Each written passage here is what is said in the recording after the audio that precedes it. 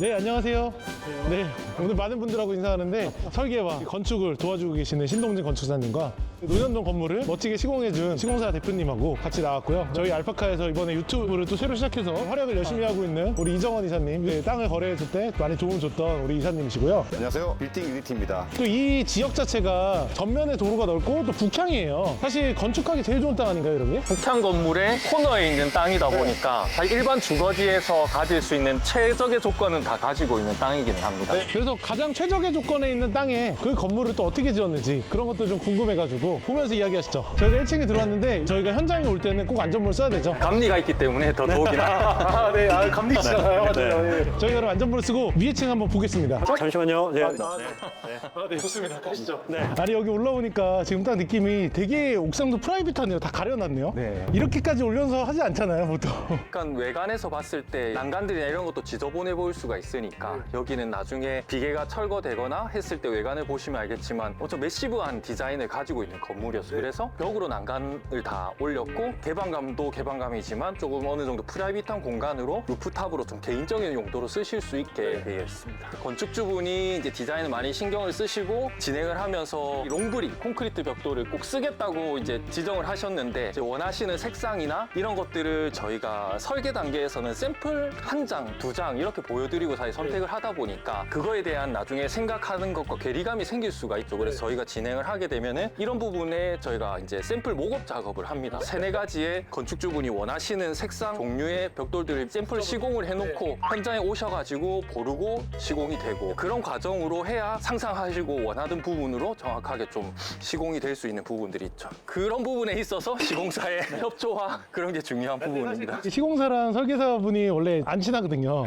서로 적이에요. 두 분은 너무 친하신 것 같아서. 저는 이제 최근에 벽돌 건물을 많이 지었는데요. 벽돌 건물의 특징이 콘크리트 골조가 있고 또 외벽에 단열재를 넣든 뭐 이렇게 한다면 벽돌이 마감이 되는 건데 사실 벽돌하고 콘크리트 공간은 떠 있습니다. 그게 이제 바로 벽돌 공사에서 가장 중요한 통기성이 확보돼야 되는 건데 바로 이 구멍 보시면 바로 그런 거거든요. 아래 위로. 이게 먼저 궁금하셨잖아요. 그죠? 모든 벽돌 건물에는 거의 대부분이 이 통기성 구멍이 있습니다. 바람이 통하는 구멍들이고 안에 공간이 있다고 좀 전에 말씀드렸잖아요. 어떤 습기가 들어가도 다시 마르고 드라이월 공간이 되는 이런 게 어떻게 보면 되게 작은 디테일이네요. 물이 들어오면 어떻게 되느냐 이런 질문도 굉장히 많이 하세요. 근데 벽돌 건물은 대부분이 그냥 물이 어느 정도 들어간다 생각하시면 돼요. 그러면 이 세로 매지가 이렇게 구멍이 뚫린 거거든요. 비가 들어간다고 생각하시면 돼요. 비가 들어갔다가 다시 나올 수 있게끔 다시 마를 수 있게끔 그런 역할을 하는 게 그래서 고이지 벽돌이다. 않고 나올 수 있게끔. 맞습니다. 그래서 벽돌 건물의 가장 중요한 거는 이게 물이 들어가면 혹시 여기에 창문이 있다면 창문 사이로 안으로 들어갈 수 있잖아요. 창틀 주위 방수가 가장 중요한 게 벽돌 건물이에요. 위험한 시공사들이 시공하는 방법이 일체 타설이라고 하죠. 단열재를 같이 넣고 콘크리트 타설하는 거예요. 먼저 방수 공사를 하게 되고 창문을 맨 나중에 끼는 그다음에 공사. 실리콘도 대충 마감만 해놓고. 그 공사가 가장 안 좋은 시공 방법인데 빨리 하거나 좀 저렴하게 하는 시공사들이 바로 그런 시공사입니다. 네, 사실 누수였는데 대부분이 사실 샹틀이에요. 그런 것들 시공할 때도 우리가 꼭 꼼꼼하게 잘 신경 써야 될 것 같습니다. 보통 일반적으로 지하 1층에 4층, 5층짜리 건물이면 평균적으로 순수 공사 기간 한 11개월 정도 걸립니다. 혹석이나 중간에 장마 기간 더해지고 하면은 총 한 12개월 정도의 공사 기간이 걸리는데 그렇게 말씀을 드리면은 건축주분은 항상 빨리 해주세요. 왜냐면 금융 비용 때문에. 근데 사실 그 말은 내 건물 대충 지어주세요라는 말이 될 수도 있는 부분이고 그런 기간을 줄인다는 말은 원칙을 벗어난 방법으로 공사를 해야지만 기간을 줄일 수가 있고요. 마감재부터 붙여놓고 창호를 나중에 끼면은 한 달 정도 기간을 줄일 수가 있어요. 그런 방법들을 많이 쓰고 누수에 대한 이야기가 나오다 보니까 또 드리고 싶은 말씀이 저희가 설계할 때 가장 많이 쓰는 방식인데 철판이 엄청 얇은 철판 한 판으로 되어 있고 보시면은 이음매가 하나도 없게 지금 되어 있습니다. 완벽하게 딱 하나의 철판이네요, 그냥. 용접이 가능한 6mm 이상의 철판을 현장에서 들고 와서 용접해서 이음매를 없애고 현장 도장을 하는 방식입니다. 그래서 누수도 없고 엄청 얇고 이제 보기에도 좋고. 아, 근데 옥상에 사실 저 이렇게 깔끔하게 마감되어 있는 건 처음 본 것 같아요. 그걸 두겁이라고 합니다. 그러니까 이런 설계를 해도 구현을 못하는 시공사들이 많습니다. 뭐 이거는 판을 고정하는 구조물인가요? 벼락이 쳤을 때 저기 다른 건물들 보면은 피레침이 뾰족하게 올라와 있는 게 있고 이런 식으로 이제 두껍적으로 있는 게 있고 그리고 저런 부분은 외부 공간이 있으면 꼭 이제 물을 써야 되는 경우들이 생기는데 부동수전을 설치를 해드린다고 해도 그것도 관리를 해야 되거든요. 겨울이 오기 전엔 잠궈가지고 물을 빼주고 해야 되는데 사실 관리를 하기가 쉽지가 않기 때문에 아예 매립을 해서 넣어 놓으면은 관리를 안 해도 되죠. 그래서 안에 방수랑 홈 패킹까지 다 돼 있어서요. 단열재는 저 안에까지 다 감아져 있어요. 그래서 배관 자체가 다 그 패킹이 돼 있는 거여서 요거는 물 안 빼도 얼지 않습니다. 아, 근데 제대로 지으려면 시간을 많이 들여야 될 것 같네요. 빨리빨리 해달라고 하는 사람 되게 많잖아요. 보통 늘어요. 저희 성수동 늘었잖아요. 저희 한 8개월 는 것 같은데. 뭔가 이슈들이 변수들이 생기다 보면은 일정 이제 늘어나는 경우들밖에 사실 없죠.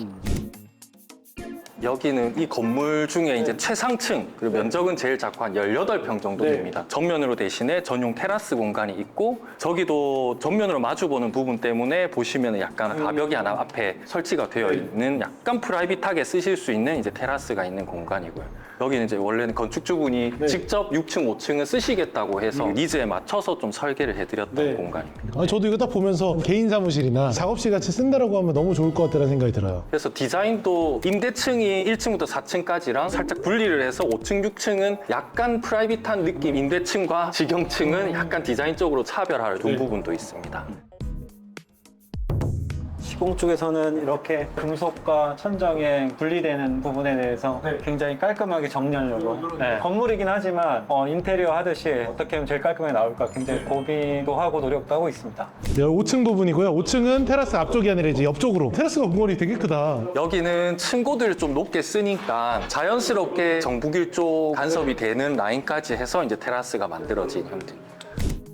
여기 층은 디자인상 이제 코너 창을 써가지고 좀 개방감을 조금 더 특화해줬던 층이고요. 코너 건물이다 보니까 사실 가장 장점이 뒤쪽으로 주차나 계단실, 엘리베이터 다 해결을 해주고 도로를 면한 코너 부분을 최대한 전용 공간을 좀 쓸 수 있게. 사실 군더더기 없이 그냥 깔끔한 그런 건물의 형태인 것 같습니다. 2, 3, 4층은 똑같아서 지하도 지금 층고가 한 4.5m 되고, 여기도 좀 재밌게 했던 게 여기가 메인 추출입구인데 보통은 피난 계단이다 보니까 여기도 방화문으로 돼야 돼요. 근데 철문을 열고 업장을 드나드는 게 이제 별로 좋은 느낌은 아니다 보니까 딱 들어가는 철문으로 딱 막혀 있으면 뭔가 유흥업소 같고, 그래서 임차인들 고르는 분들 중에서 그런 장소를 싫어하는 분들이 굉장히 많아요. 그리고 지하 시공할 때 가장 중요한 게 습기가 가장 중요하고, 물이 잘 빠지는지 꿉꿉하지는 않는지 이번 현장 같은 경우는 되게 신경을 많이 썼다라는 생각이 많이 듭니다. 그리고 지금 보시면은 저런 게 바로 외벽에 이제 배수판을 같이 넣는다던가. 이걸 해놓으면 이제 누수나 이런 거에 훨씬 용이하게 되는 거죠. 사실 지하 같은 경우 건물 지어놓고 누수 생기면 답 없거든요. 여기가 이제 외부로 연결되는 썬큰 공간이네요. 여기는 아직 공사 중인데 1층 뒤쪽 주차장에서 직접 내려오는 이제 계단이 여기 설치될 예정이에요. 그래서 메인 계단 그리고 이쪽 썬큰 계단 해서 여기는 뭐 일반 음식점이나 휴게 음식점이 들어올 가능성이 크기 때문에 계단이 2개소 있으면 이제 다중이용 업소까지도 들어올 수 있게끔 설계가 되었죠.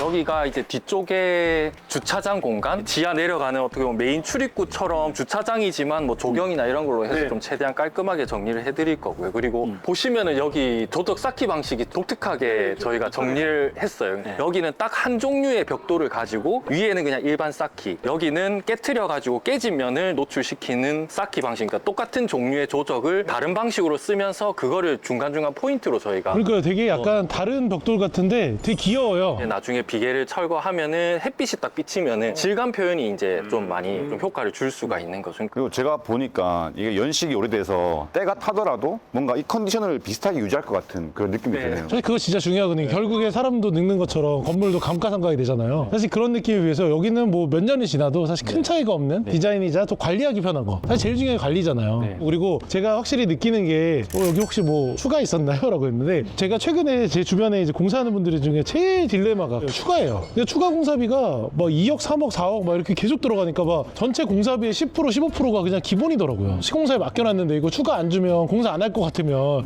이걸 내가 안 줄 수도 없고, 이것 때문에 굉장히 딜레마가 많거든요. 그래서 갑과 을이 바뀌게 되는 경험을 하시죠. 시공 계약하는 순간 의리예요. 그러니까 이게 시공사마다 차이는 있는데, 저를 비롯한 몇몇 시공사들은 그거는 견적을 잘못 들어간 제 잘못이라고 생각을 하거든요. 저는 그래서 거기에 대한 부분은 추가를 안 받아요. 그건 당연한 거라고 저는 생각을 하는데, 그렇게 영업을 안 하시더라고요. 그분들은. 사실 건축주들이 영끌로 짓는 분들도 많거든요. 근데 이런 분들은 추가되면 그거 진짜 하나하나가 타격이에요. 솔직히 말씀드리면 그렇게 잘못한 시공사도 있지만 건축주의 선택의 잘못도 분명히 있다고 저는 생각해요. 설계도 빨리 싸게 하려면은 대충 할 수밖에 없거든요. 이제 설계 사무소들도 적은 비용 받고 어느 정도 문제 없을 정도의 도면만 만들어서 납품을 하니까 실질적으로 설계 도면에 반영 안 돼 있던 거를 나중에 해야 되는 건 또 해야 되니까 하추가 공사비가 되는 거죠. 제가 사실 건축하다 근무하다 보면 제일 어려웠던 게 민원이었어요. 여기 현장 민원이 어땠나요? 물론 있습니다. 근데 그거는 뭐 있을 수 있는 민원이라고 생각을 해요. 네네. 조용하고 빠르게 처리를 했습니다. 사실 제가 민원하면 기억나는 게 제가 그 옆 건물주한테 가서 머리를 조아리며 죄송합니다 뭐 이렇게 협의를 봐주시더라고 제가 민원을 수습하러 간 적이 있거든요. 네. 제가 아직도 그 현장 아직도 전화번호가 있어요. 그분들이 저를 계속 전화하고 소환하고 전화를 10통을 넘게 했거든요. 저는 이런 것 때문에 사실 민원이 되게 어려웠는데 민원을 또 잘 해결하는 방법들이 있으신가요? 민원에 대한 해결은 한 가지밖에 없어요. 현장 소장님의 역할이거든요. 사실 땅을 팔 때부터 공사가 시작이 되면 주위에서 관심이 굉장히 많거든요. 처음에는 한 2달간 욕을 먹을 수밖에 없어요. 처음에 시끄러우니까. 근데 계속 인사를 하고 그들이 원하는 게 뭔지를 들어주면 사실 그렇게 크지 않아요. 물론 악성 민원인들이 있지만 뭐 인사 제대로 하고 맛있는 거 좀 같이 좀 나눠 먹고 이러면 금방 해결이 됩니다. 지금 이 현장 같은 경우에는 아주 무난하게 잘 넘어갔습니다. 사실 제가 건축사님 먼저 알고 나서 저희 고객이나 아니 지인들의 현장을 정말 많이 하셨잖아요. 사실 제 주변에 있는 분들이 다 대표님의 약간 고객들이잖아요. 되게 어떻게 보면 유대관계를 되게 오랫동안 잘 유지하는데 사실 요즘에 또 시공사들도 어렵다라고 하고 힘든 시공사도 많았잖아요. 사실 이렇게 유지를 잘 하시고 또 이렇게 공사를 마무리 잘 하시는데 약간 뭔가 철학이라 이런 게 있으실까요? 아니면 뭐 나의 가치관, 그 다음 태도 이런 게 어떤 게 있는지 좀 궁금하거든요. 저희 회사가 크지 않거든요. 저희가 현장 소장님이 8분이기 때문에 딱 1년에 8개만 공사를 합니다. 제가 할 수 있는, 제가 관리할 수 있는 시공만 그렇게만 하고 있습니다. 그러니까 문제가 안 생기더라고요. 네. 사실 그게 중요하잖아요. 할 수 있는 만큼만 해야 되는데 설계사님도 1년에 10개만 하시나요?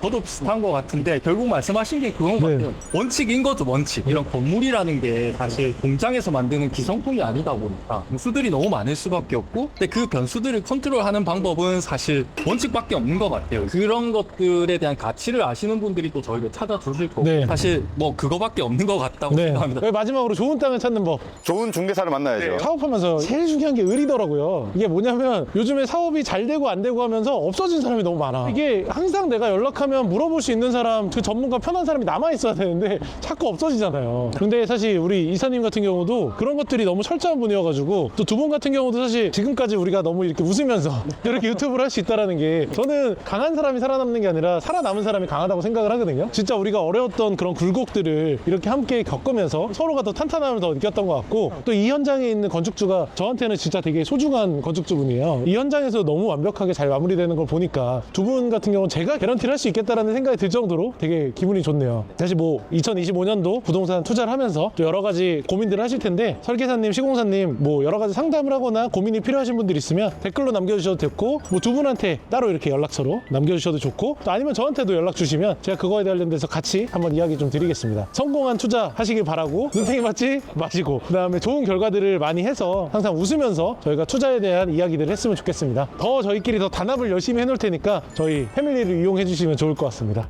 저희가 오늘 현장을 끝나고 이제 좀 들어가는 길인데 여기 동네에 이제 좀 부동산 소식을 얘기해 줘야 될 것 같아서 저 앞에 대로변에 이제 한미반도체가 사서 건물 짓는 건물이 있어요. 부지가 원래 처음에 2층으로 설계를 했다가 지금 설계 변경을 했거든요. 이게 왜냐하면 이제 건축하려다가 뒷필지까지 같이 사셨어요. 그래서 저 건물까지 명도하고 저 뒤까지 지어서 굉장히 큰 건물이 들어온다라고 합니다.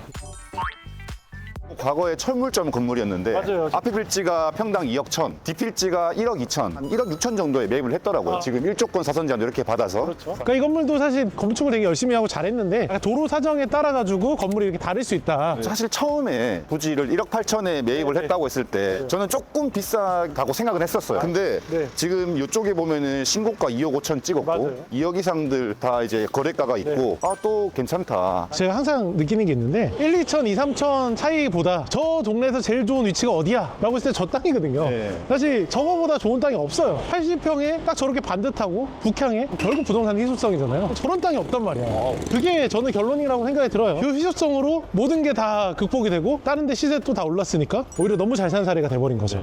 거래 사례들 봐도 핵심지에 정말 대체 불가능한 그런 땅은 또 주변 거래보다 높게 거래가 돼요. 예. 저는 오늘 어떻게 보면 여러분들한테 축복받은 땅에 축복받은 건물을 보여줬다라고 생각을 합니다. 재밌는 시간이었죠? 네, 축복이었습니다. 아멘. 앞으로 또 저희가 같이 저랑 유튜브 뭐 상권 촬영도 많이 할 우리 이정원 이사님께서 굉장히 또 특별한 분이에요. 뭐 사실 몇 번 설명을 했었는데 UDT로 했고 사실 우리한테 또 아픈 기억이긴 하지만 세월호 구조 현장에서도 있었던 사실 우리나라를 위해서 정말 많은 활동들을 해줬던 나라를 지켰고 이제 여러분들의 자산을 지키겠습니다. 괜찮다. 그리고 유튜브가 지금 시작하셨는데 사실 재미는 없어요. 네, 되게 충직한 뭔가 담백한 사람을 찾는다라고 하신다고 하면 있으면 유튜브도 한번 보시고 이놈이 어떤 놈인지 보시고 어떤 놈인지 한번 보러 와주세요. 네? 다음 사건 촬영할 곳은 종로 3가 서순낙길 그다음에 익선동 라인인데요. 실제로 저희가 알파카에서 지금 관리하고 있는 건물이 있는데 거기 임대 구성이 엄청나게 바뀌고 있어요. 그래서 종로 3가 이렇게 좋구나, 파괴력이 있구나라는 걸 제가 느꼈으니까 그걸 여러분들한테 전달해 드리겠습니다. 가시죠. 가시죠.